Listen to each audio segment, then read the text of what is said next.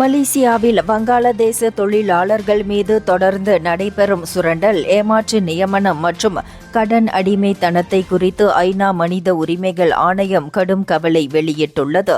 ஆணையத்தின் தகவலின்படி, Bangladesh Overseas employment and services நிறுவனத்தின் மூலம் அதிக கட்டணம் செலுத்தி வந்த ஆயிரக்கணக்கான தொழிலாளர்கள் மலேசியாவில் வேலையின்றி சிக்கி தவிக்கிறார்கள். அதிகாரப்பூர்வ கட்டணத்தை விட 5 மடங்கு அதிகமாக வசூலிக்கப்பட்டுள்ளதாகவும் பலரின் பாஸ்போர்ட்கள் பறிமுதல் செய்யப்பட்டுள்ளதாகவும் கூறப்படுகிறது. மேலும் பொய்யான வேலை வாக்குறுதிகள், ஒப்பந்தங்களில் முரண்பாடுகள், தனிப்பட்ட தரவு அனுமதியின்றி வெளியிடப்படல், வேலை மாற்றம் மற்றும் கூடுதல் கட்டண அழுத்தம் போன்ற சுரண்டல் செயல்பாடுகள் இடம்பெறுவதாக குற்றச்சாட்டுகள் உள்ளன. சில நியமன நிறுவனங்கள் ஊழல் மையமாக அமைந்த கும்பல் முறையில் செயல்படுகின்றன என்றும் ஆணையம் தெரிவித்துள்ளது.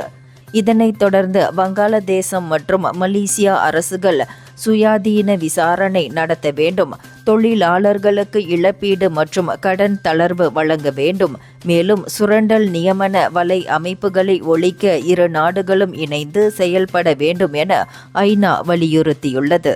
இந்தியர்களின் இதய குரல் மக்களோசை.